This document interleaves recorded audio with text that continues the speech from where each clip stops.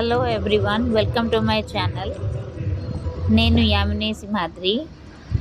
First of all అందరికీ happy new year.